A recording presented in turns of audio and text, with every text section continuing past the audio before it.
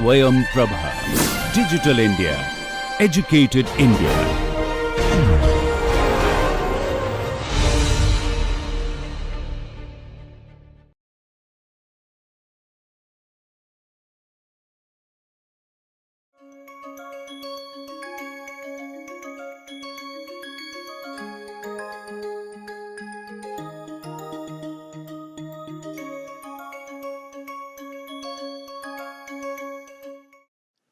So we'll start with this important aspect of mechatronic systems, which is selection of sensors and actuators. We have done the modeling so far, so we need to use this model to now get to some of these estimation of sensor parameters or sensor specifications that we need to get to, and actuator specifications. So we'll see some relationship and some interesting ways of computing the sensor, or computing or arriving at specification of sensors and actuators. I'll talk about a little bit more detail in the sense we may not have to do entire simulations to kind of get to these, but we can do some kind of ballpark estimations of the parameters in some way. So as we go along, we'll talk. So let me get into the slideshow mode here.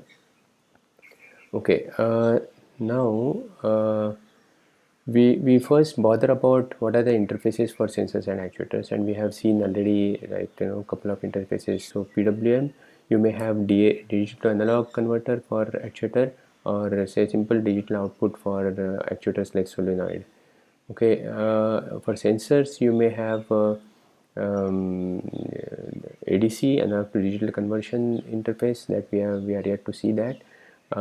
In TIBA we may see at some point, or you may take it in the project. Digital input outputs we have seen for sensor, again we can use that. And encoder interface, as QAI interface we have programmed, and you may use UART in some cases where the data from sensors is available in UART kind of a form, already processed, and you get only the numbers in the microcontroller. Okay, what are the important considerations for development of this sensor actuator specifications is first, whatever are the system requirements, like what is the requirement for your control application or mechatronics application, that we need to know first. Okay, or we need to kind of given the abstract problem, we arrive at those requirements first, and then we move on to sensor requirements. Okay, so we map them to the sensor requirements, and for this mapping we'll need a modeling for the system. Okay, so what we have seen in different forms of models, like Lagrangian formulation is one of the thing, or Newtonian formulation. So whatever, like, these models that we are doing some mathematical development, that can be used for this map. Okay, and in fact that should be used for this map, because then we'll be able to kind of very clearly get all the necessary specifications, and we don't over design actuators or sensors. Okay, so for that you need this kinematic dynamic analysis to get to do that.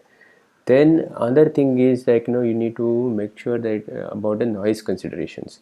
Now system specifications will be in terms of some resolution of positioning that is required, or resolution of some whatever output that is required, and we need to make sure in the presence of noise we get that kind of a requirement satisfied. And noise, so you need to see what is the noise in the environment around it, and, like, what is to be done to suppress the noise, and some kind of a filtering that may need to be done. All those kind of things are to be accounted for. We'll dwell more about noise a little later, actually. So you need to keep this in mind when we develop the sensor specifications. Okay. Then you can have a choice of analog versus digital. So mostly the recommendation is to go for digital sensors for making sure that noise consideration is not bothering too much actually. And analog you'll do only in cases where like you don't have any option for the digital sensor. For example, strain gauge for to sense, you typically will go for analog strain gauges. There is no digital output for the strain gauges. So you use that and amplified output of that, then you need to kind of bother about some noise filtering, and then use that data from ADC channel to convert. Then you need to of course match the interfaces and its compatibility in its interface specifications. For example, if you are using encoder interface and you have some range, say 50-60 mm, and some resolution for encoder, then you get a number of bits. So the number of bits of the encoder channel should match the range requirement for you. So number of numbers that are getting represented within that range, say 0 to 60 mm, I want to kind of go, and I have a resolution of maybe 0.01 mm, or like that is one encoder count, or that's what if it is given. Then one can estimate how many number of numbers that will get represented from going from 0 to 600, 0 to 60 mm, and then correspondingly I would have a number of bits estimated, and like say that okay, our encoder channel must have minimum these number of bits to kind of get the sensing done properly, so that within that range I don't have to have deal with this number overflow situation scenario. Then of course use of filters I talked about for noise consideration. One has to do that, and then filter has another implication for increasing your sampling time. Okay, because the filter calculations have to happen within the sampling instance. So again, those details will talk a little more in the future. Okay. There is another thing that okay, you need to think about whether you want analog filter or digital domain filter to be done. Analog domain filter and digital. So this filter discussion will reserve for the future part.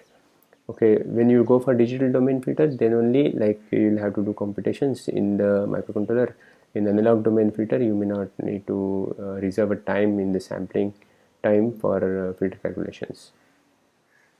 Then of course cost implications, and then you can do this mathematical modeling and do the preliminary simulations to get to the sensor requirements or actuator requirements. Okay, and then of course one has to see the manufacturer's catalog to do the proper choices, because you may not find exactly for all the specifications you have drawn. The sensors may not be available, but there'll be some conservative, like you'll have some sensors which are beyond satisfying all these specifications and having some more kind of a additional features. We can go for that. Okay, so we need to have this minimum estimation done and then choose something which is better than that. That is how we choose from the manufacturer's catalog. Okay. So let's take an example of a linear motion stage, and then work about how do we get going for the specifications here. So you have say motor stage, we consider like lead screw configuration which with spring loaded elements for so when we have such a kind of a system, motion stage with a lead screw, and we have given this problem. Okay, so we would like to have this closed loop control implementation, okay, for such a stage, such that the drive accuracy is about 5 micron, and speed of operation to be achieved is about 20 mm per second, and range is given to be 60 mm. So what should be sensor and actuator specifications? So this is like a typical problem that could be appearing. So some of the data may be given, some of the data may be missing, and you need to kind of make assumption or make a reasonable assumption for the application that is required. So this is now we are given this already, so this may not be in this form. Some people may give, okay, oh look, I want to use this stage for biological slide scanning purpose. Okay, now only with this kind of a specification given, you need to ask some more questions to the people for whom you are kind of developing this stage, and get to know, like, what are the more detailed specifications that they require in terms of design. Okay, so these design specifications arriving at is based on the what is the requirement for a user of the application. Then we will need to get for more detailed kind of now sensor spaces. So here you, based on this data given, one can kind of now come up with say, okay, if I mount this sensor on my motor side, and then there is a lead screw. The lead screw will have some specifications of, like, lead for one rotation is say 1 mm, 2 mm, some kind of a specification.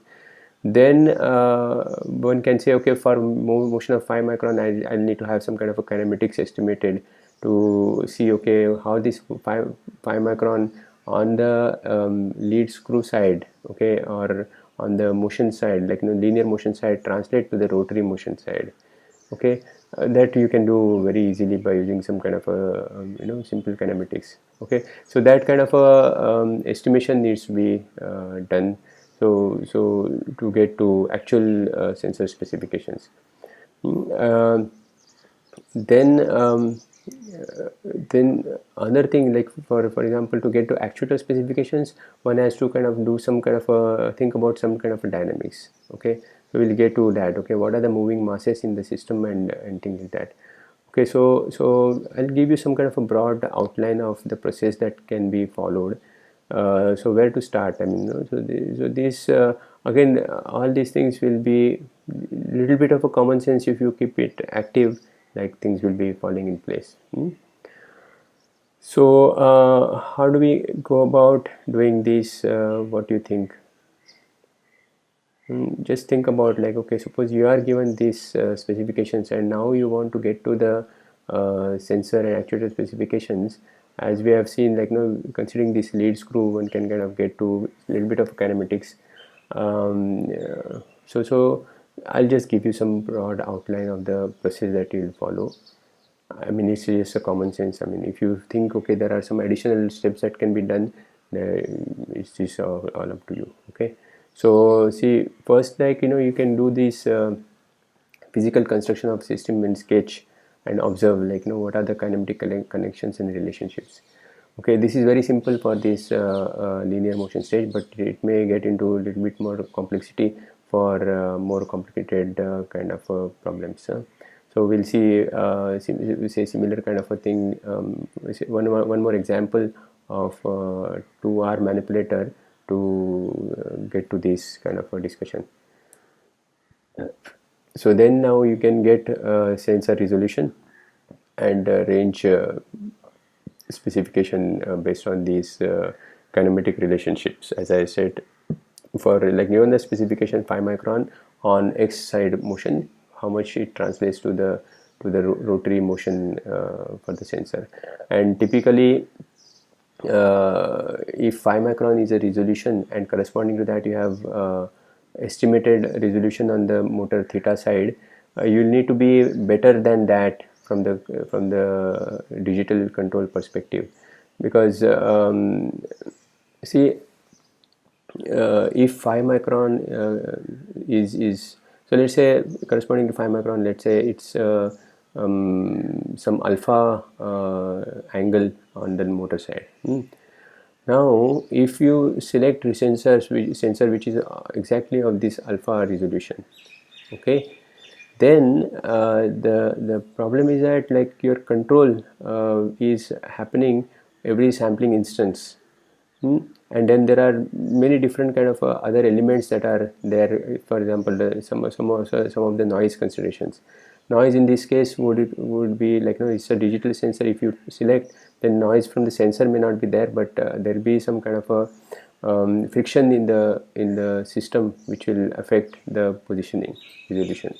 Okay, so there are the errors that are there in the positioning that will happen based on some kind of a dynamics of a system that need to get accounted for in the resolution. Okay, so we need a better resolution than alpha, and it is typically like 1/4 or 1/5 of alpha that we can go for. So it's very hard to get single count of, so when we say resolution is alpha, it's a single count of the sensor which is alpha. So one count, within one count you get to the accuracy. It's a very hard problem to solve from digital control perspective. So you'll maybe better off by solving up to 2 or 3 times. It's comfortable to solve, like so your resolution is alpha by 3 for the sensor, and what you get after, like the closed loop control is alpha. That scenario I'm talking about. And why that happens, we can see some part in the simulation. See, there are many different error inducing that happens along the different elements in the whole of the path of control. Okay, so one of them is, like, say, you can see the sensor quantization. The quantization aspect will have some kind of effect on the dynamics. Like that, there are the noise I have talked about, then like the friction I have talked about. So from this perspective, like you need a better kind of a resolution than your estimate of what is required from the given the user specification or application specifications. Okay, so this is an important point to note here, and one has to kind of see, to get to that exactly. It's a hard problem. Okay, so one can work with this ballpark kind of estimates that comes based on mainly kind of experience. That okay, you are able to kind of position within, like so when we are within, say, 3 to 4 times, like the resolution of the sensor actually is there. So that's why, like your sensor resolution needs to be little better than what you get by just this kinematic relationships estimate.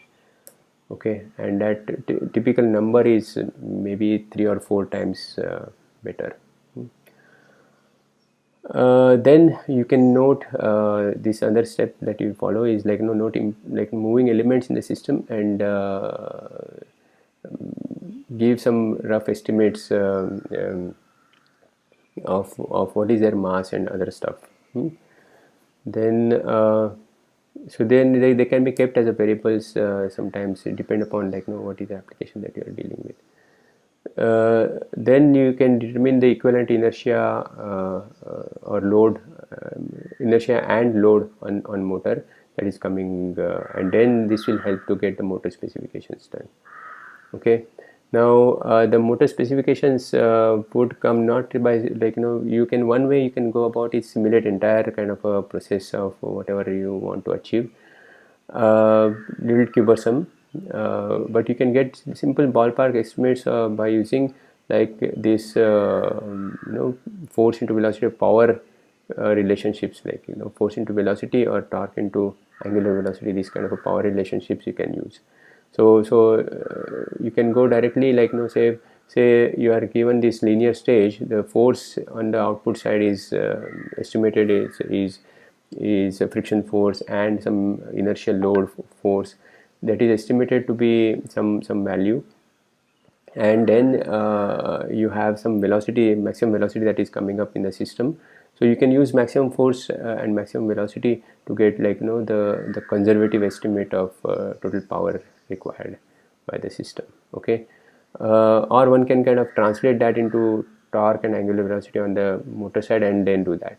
Okay, so wherever you do power calculations, like you say you do, say, power calculations on the load side, if you have done by this linear stage, for example, for this linear stage, then while translating to the motor side, one can use some kind of efficiency of power transmission. Okay, so depending upon friction. Say for example, in this case you have a spring loaded element that is coming up, right?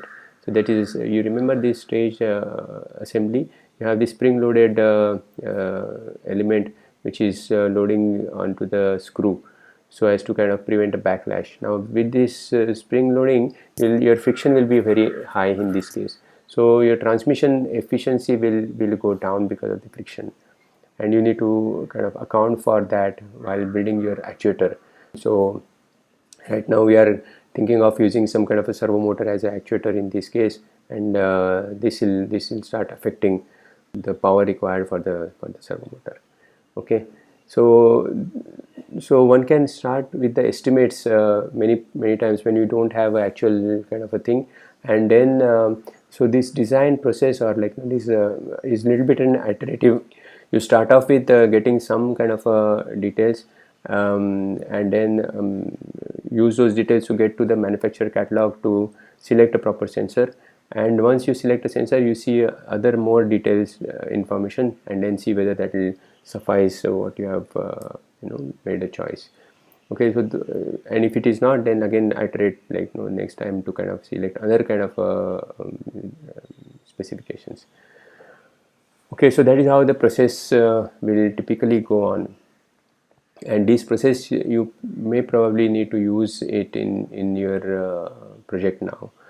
When you don't have no real choice in these sensors and actuators, we may do that. Okay, oh look, I have estimated, but I don't have, whatever sensor I have is this only because of the resource constraint. Then you can say, okay, how this, suppose you select that kind of a sensor, how it will translate to the resolution or accuracy that you will achieve for your final task. Okay, so that translation that we would like to see in your project presentations and things like that. Okay, so we will select, for example, here for linear encoder we will select for this.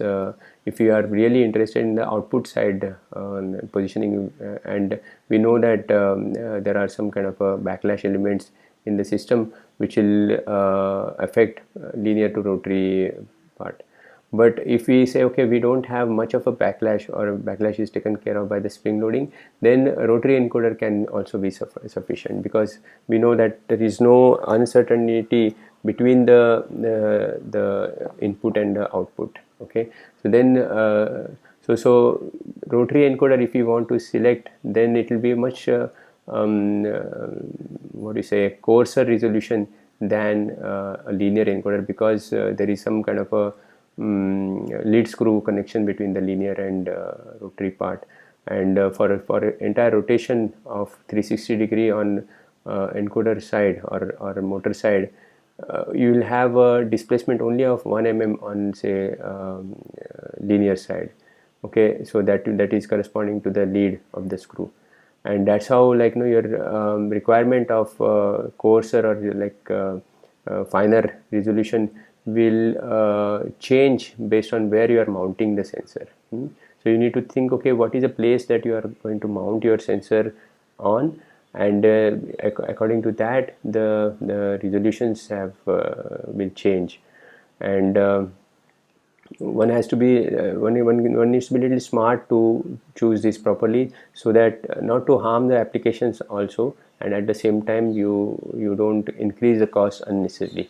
Okay, so that's how this choice of mounting the sensor at appropriate place would have some kind of thinking required. Then as I said earlier, this we decide diameter of the lead screw and lead of the lead screw. Now this all the choice of the lead screw and the sensor, they are, now you can see that they are coupled here. Okay, so once you choose the lead screw, a particular thing, for the same application, the sensor requirements gets frozen. Or if you think, okay, no, I want to kind of have some kind of a better possibility that I don't want to use too costly sensor here, I want to have coarser sensor used, then I can choose a lead screw which is having lesser lead than previous choice. Okay, so like that one can think about, and this is all, I think, the based on some kind of a simple common sense understanding of these concepts of kinematic relationships. Okay, and making use of them to think and get to what we want finally to achieve. Okay. There will be these considerations of manufacturing and tolerances, which will have some kind of a cost implications. So we need to make sure that these tolerances on manufacturing are not directly seen on the resolution that we want to achieve for the sensor. Say for example, if I want a 5 micron resolution in the motion, my manufacturing of the lead screw should have a better kind of a surface undulations than 5 micron. Okay, otherwise those surface undulations will start moving the stage there, and then I may not get a perfect linearity that I would I'm looking for. Okay, so those kind of considerations will be there in addition. But this is about the surface finish. So surface finish would be most of the times better. Or what happens is many times as we do the operation, I mean more and more use the screw, then it will get more and more smoothened, and it may get better.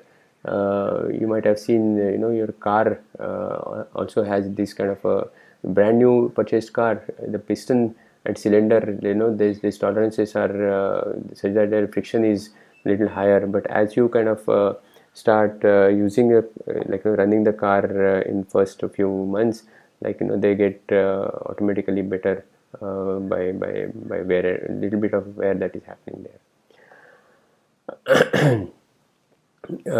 So rotary and coronary, this we talked about. Now based on the speed required, okay, the dynamic response also is important to see. So based on speed that is required, you'll have a good dynamic response